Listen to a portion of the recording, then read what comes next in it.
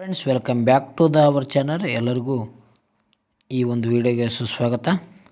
ಇವತ್ತಿನ ಈ ಒಂದು ವಿಡಿಯೋದಲ್ಲಿ ನಾವು ಸ್ಪರ್ಧಾತ್ಮಕ ಪರೀಕ್ಷೆಗೆ ಸಂಬಂಧಿಸಿದಂತೆ ಪ್ರಮುಖ ಪ್ರಶ್ನೆ ಪತ್ರಿಕೆ ಬಗ್ಗೆ ಮಾಹಿತಿಯನ್ನು ನೋಡೋಣ. ಹಾಗಾದರೆ ಬನ್ನಿ ನಮ್ಮ ಮೊದಲನೇ ಪ್ರಶ್ನೆ ನೋಡೋಣ. ನಮ್ಮ ಮೊದಲನೇ ಪ್ರಶ್ನೆ, ಭಾರತದ ರಾಷ್ಟ್ರಪತಿಯನ್ನು ಸಂಸತ್ತಿನಲ್ಲಿ ಯಾವುದೇ ಸಮಯದಲ್ಲಿ ಯಾವ ವಿಧಾನದಿಂದ ತೆಗೆದು ಹಾಕಬಹುದು? ಅಂದರೆ ರಾಷ್ಟ್ರಪತಿಯವರ ತೆಗೆದುಹಾಕುವ ವಿಧಾನ ಯಾವುದು ಅಂತ ಪ್ರಶ್ನೆ ಕೇಳಲಾಗಿದೆ ನೋಡಿ. ಇದಕ್ಕೆ ಸರಿಯಾದ ಉತ್ತರ ಆಪ್ಷನ್ ಸಿ, ಮಹಾಭಿಯೋಗ ಅಂತ ಹೇಳ್ಬೋದು ನೋಡಿ. ಇಂಪೀಚ್ಮೆಂಟ್ ಅಂತ ಕರಿತೀವಿ, ಮಹಾಭಿಯೋಗ. ಸಂವಿಧಾನದ ಈ 61ನೇ ವಿಧಿಯ ಪ್ರಕಾರ ಈ ರಾಷ್ಟ್ರಪತಿಯವರನ್ನು ಮಹಾಭಿಯೋಗ ಮಾಡಲಾಗುತ್ತದೆ. ಮಹಾಭಿಯೋಗದಿಂದ ಈ ರಾಷ್ಟ್ರಪತಿಯವರನ್ನು ತೆಗೆದು ಹಾಕಬಹುದಾಗಿದೆ ನೋಡಿ. ಮುಂದಿನ ಪ್ರಶ್ನೆ ಹೋಗೋಣ. ಪೃಥ್ವಿಯ ಅತ್ಯಂತ ಆಳವಾದ ಬಿದಿರನ್ನು ಯಾವುದಂತ ಪ್ರಶ್ನೆ ಕೇಳಲಾಗಿದೆ. ಅಂದರೆ ಡೀಪೆಸ್ಟ್ ಟ್ರೆಂಚ್, ಅತ್ಯಂತ ಆಳವಾದ ಒಂದು ಬಿದಿರು ಯಾವುದಂತ ಪ್ರಶ್ನೆಯನ್ನು ಕೇಳಲಾಗಿದೆ ನೋಡಿ. ಇದಕ್ಕೆ ಸರಿಯಾದ ಉತ್ತರ ಆಪ್ಷನ್ ಸಿ, ಮರಿಯಾನಾ ಟ್ರೆಂಚ್ ಆಗಿದೆ ನೋಡಿ. ಅತ್ಯಂತ ಒಂದು ಆಳವಾದ ಒಂದು ಬಿದಿರಾಗಿದೆ ಅಂತ ಹೇಳ್ಬೋದು ನಾವು. ಮರಿನಾ ಟ್ರೆಂಚ್ ಅಂದರೆ ಅತ್ಯಂತ ಒಂದು ತಗ್ಗಾದ ಪ್ರದೇಶ ಅಂತ ಕೂಡ ಕರೆಯಬಹುದು ನೋಡಿ. ಅತ್ಯಂತ ಒಂದು ತಗ್ಗಾದ ಪ್ರದೇಶ, ಇದು ಪೆಸಿಫಿಕ್ ಮಹಾಸಾಗರದಲ್ಲಿ ಕಂಡುಬರುವಂಥ ಒಂದು ವ್ಯವಸ್ಥೆಯಾಗಿದೆ. ಇದು ಮರಿಯಾನಾ ಟ್ರೆಂಚ್ ಪೆಸಿಫಿಕ್ ಮಹಾಸಾಗರದಲ್ಲಿ ಕಂಡುಬರುತ್ತದೆ ನೋಡಿ. ಇದು ಅತ್ಯಂತ ಆಳವಾದ ಒಂದು ಕಂದರವಾಗಿದೆ. ಮುಂದಿನ ಪ್ರಶ್ನೆ ಹೋಗೋಣ. ನಮ್ಮ ಮುಂದಿನ ಪ್ರಶ್ನೆ ಹೇಳಿಕೆ ರೂಪದಲ್ಲಿ ನೀಡಲಾಗಿದೆ. ಇದಕ್ಕೆ ಉತ್ತರ ನೋಡೋಣ. ಹಾಗಾದರೆ ಬನ್ನಿ ಮೊದಲನೇದಾಗಿ ಹೇಳಿಕೆ ನೋಡೋಣ. ಮೊದಲನೇ ಹೇಳಿಕೆ, ಭಾರತದ ರಾಷ್ಟ್ರಪತಿಯನ್ನು ಪರೋಕ್ಷವಾಗಿ ಜನರು ಆರಿಸುತ್ತಾರೆ. ಅಂದರೆ ಇವರು ರಾಷ್ಟ್ರಪತಿಯವರು ಜನರಿಂದ ಆಯ್ಕೆ ಆಗೋದಿಲ್ಲ, ಇವರು ಏನಾಗ್ತಾರಂದರೆ ಪರೋಕ್ಷವಾಗಿ ಆಯ್ಕೆ ಆಗುತ್ತಾರೆ ಅಂತ ಹೇಳಿಕೆ ನೀಡಲಾಗಿದೆ. ಇದು ಒಂದನೇ ಹೇಳಿಕೆ ಸರಿಯಾಗಿದೆ ನೋಡಿ. ಅಂದರೆ ರಾಷ್ಟ್ರಪತಿಯವರು ಪರೋಕ್ಷದಿಂದ ಆಯ್ಕೆಯಾಗುವಂಥ ಒಬ್ಬ ವ್ಯಕ್ತಿಯಾಗಿದ್ದಾರೆ. ಮೊದಲನೇ ಹೇಳಿಕೆ ಸರಿಯಾಗಿದೆ.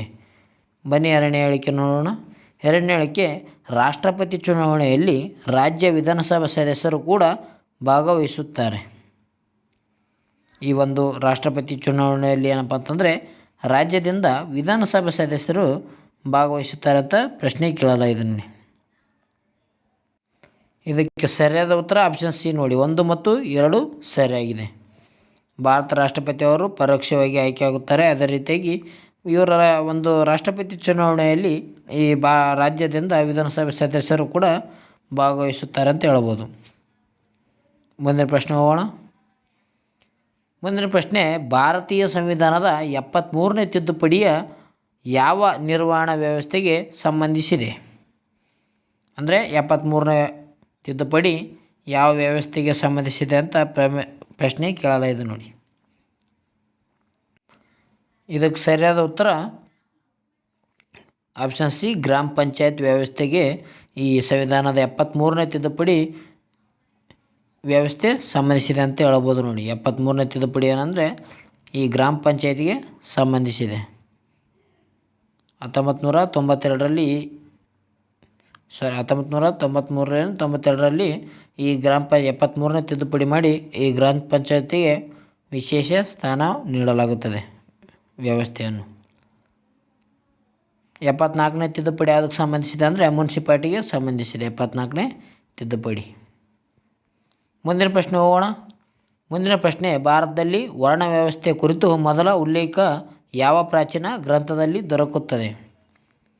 ಅಂದರೆ ಈ ಭಾರತದಲ್ಲಿ ವರ್ಣ ವ್ಯವಸ್ಥೆ ಕುರಿತು ಯಾವ ಒಂದು ಪ್ರಾಚೀನ ಗ್ರಂಥದಲ್ಲಿ ದೊರಕುವಂಥದ್ದು ಆಗಿದೆ ಅಂತ ಪ್ರಶ್ನೆ ಕೇಳಲಾಗಿದೆ ನೋಡಿ.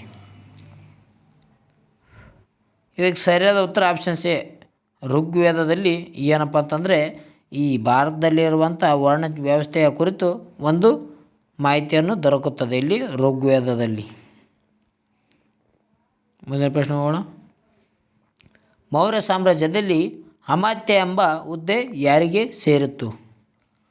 ನಮ್ಮ ಮುಂದಿನ ಪ್ರಶ್ನೆ, ಮೌರ್ಯ ಸಾಮ್ರಾಜ್ಯದಲ್ಲಿ ಅಮಾತ್ಯ ಎಂಬುದು ಯಾರ ಯಾವುದಕ್ಕೆ ಸಂಬಂಧಿಸಿದಂಥ ಪ್ರಶ್ನೆ ಕೇಳಲಾಗಿದೆ ನೋಡಿ. ಇದನ್ನು ಕಮೆಂಟ್ ಮೂಲಕ ತಿಳಿಸಿ friends. Comment the answer. Comment ಮಾಡಿದರ ಆನ್ಸರನ್ನು.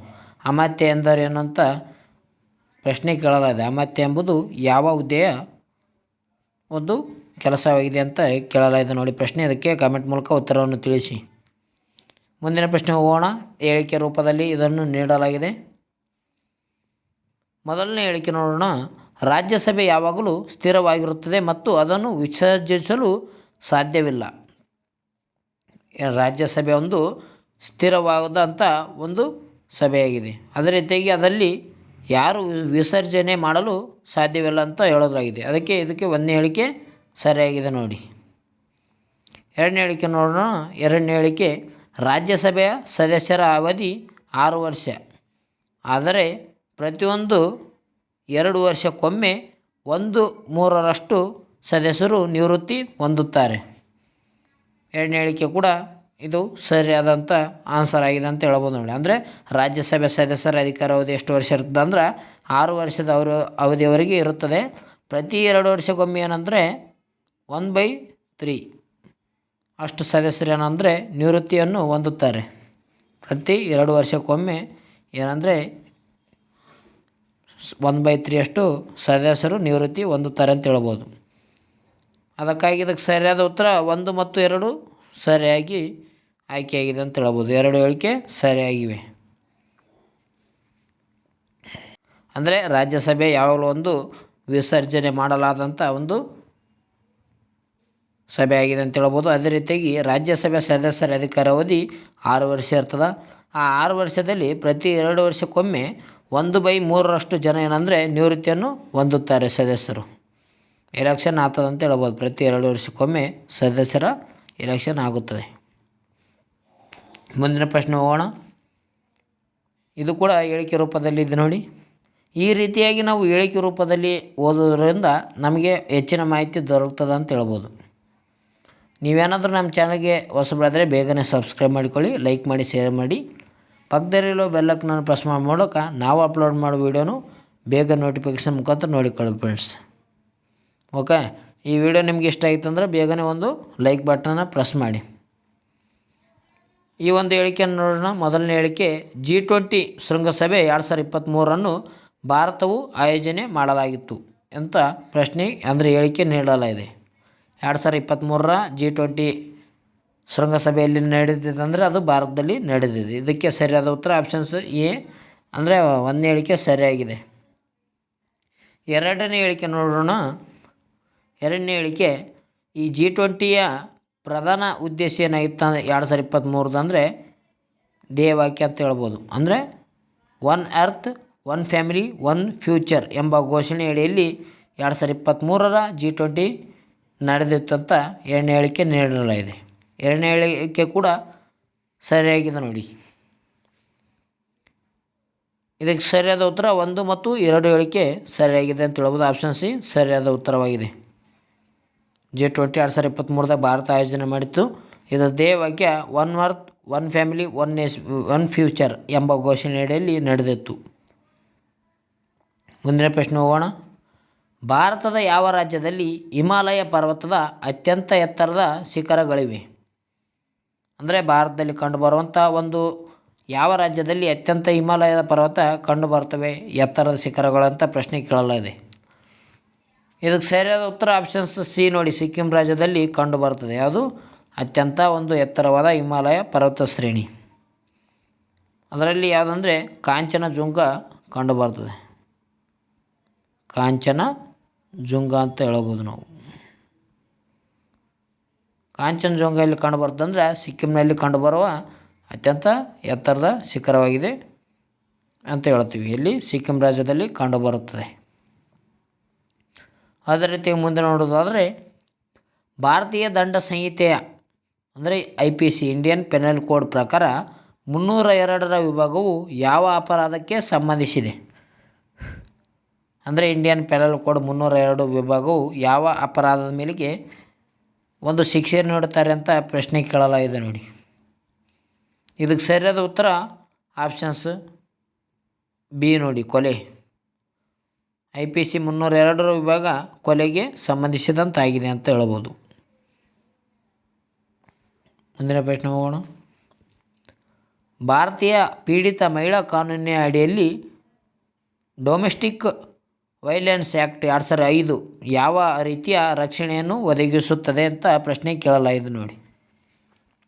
ಅದು ಡೊಮೆಸ್ಟಿಕ್ ವೈಲೆನ್ಸ್ ಆ್ಯಕ್ಟ್ 2005 ಇದು ಯಾವ ರೀತಿಯಾಗಿ ಒಂದು ರಕ್ಷಣೆ ಒದಗಿಸುತ್ತದೆ ಅಂತ ಪ್ರಶ್ನೆ ಕೇಳಲಾಗಿದೆ.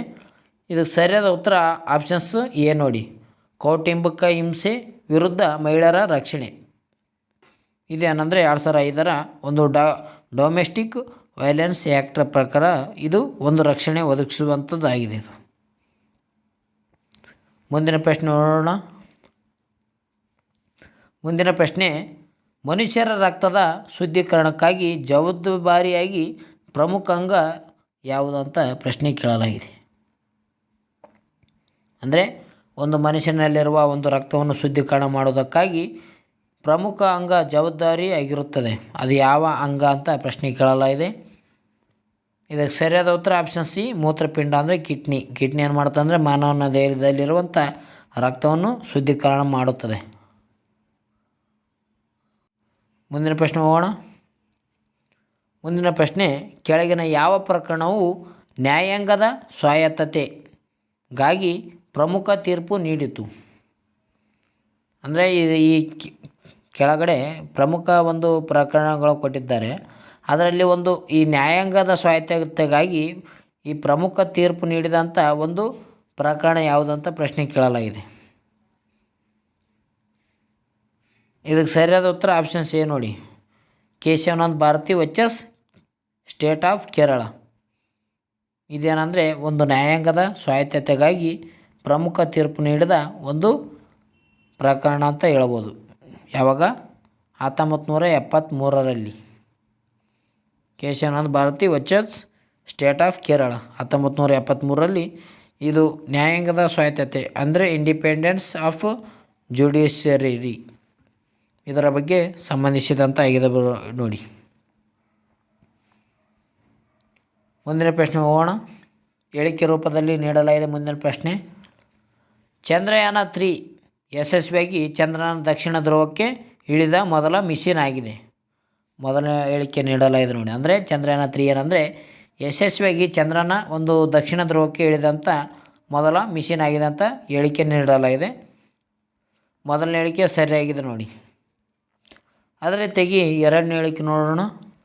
ಎರಡನೇ ಹೇಳಿಕೆ, ಇದು ಇಸ್ರೋ ಮೊದಲ ಲೂನಾರ್ ಮಿಷನ್ ಆಗಿತ್ತು. ಅಂದರೆ ಇಸ್ರೋದ ಇದು ಮೊದಲ ಲೂನಾರ್ ಮಿಷನ್ ಆಗಿತ್ತು ಅಂತ ಎರಡನೇ ಹೇಳಿಕೆ ನೀಡಲಾಗಿದೆ. ಇದು ಎರಡನೇ ಹೇಳಿಕೆ ತಪ್ಪಾಗಿದೆ ನೋಡಿ. ಯಾಕಂದರೆ ಇದು ಇಸ್ರೋದ ಮೂರನೇ ಲೂನಾರ್ ಮಿಷನ್ ಆಗಿತ್ತು. ಮೂರನೇ ಲೂನಾರ್ ಮಿಷನ್ ಆಗಿತ್ತು ಇಸ್ರೋದ್ದು ಚಂದ್ರಯಾನ 3. ಮೊದಲ ಒಂದು ಲೂನಾರ್ ಮಿಷನ್ ಯಾವುದು ಅಂದರೆ ಚಂದ್ರಯಾನ್ 1ನಲ್ಲಿ ನಡೆಸಿರ್ತಾರೆ ಅವಾಗ. ಇದ್ರಾಗ ಯಾವುದು ಸರಿಯಾಗಿತ್ತು ಅಂದರೆ ಆಪ್ಷನ್ ಸಿ ಕರೆಕ್ಟ್ ಆಯಿತು ನೋಡಿ. ಅಂದರೆ ಕೇವಲ ಒಂದು ಮಾತ್ರ ಸರಿಯಾದ ಉತ್ತರವಾಗಿದೆ ಅಂತ ನೀಡಲಾಗಿದೆ. ಇದು ಮಾತ್ರ ಸರಿಯಾಗಿದೆ ನೋಡಿ. ಅಂದರೆ ಚಂದ್ರನ ದಕ್ಷಿಣ ಧ್ರುವಕ್ಕೆ ಇಳಿದಂಥ ಮೊದಲ ಮಿಷನ್ ಆಗಿದೆ ಅಂತ ಹೇಳ್ಬೋದು. ಮುಂದಿನ ಪ್ರಶ್ನೆ ಹೋಗೋಣ. ಭಾರತದ ಯಾವ ನದಿ ಬಂಗಾಳದ ದುಗ್ಧ ಎಂದು ಕರೆಯಲಾಗುತ್ತದೆ ಅಂತ ಪ್ರಶ್ನೆ ಕೇಳಲಾಗಿದೆ ನೋಡಿ.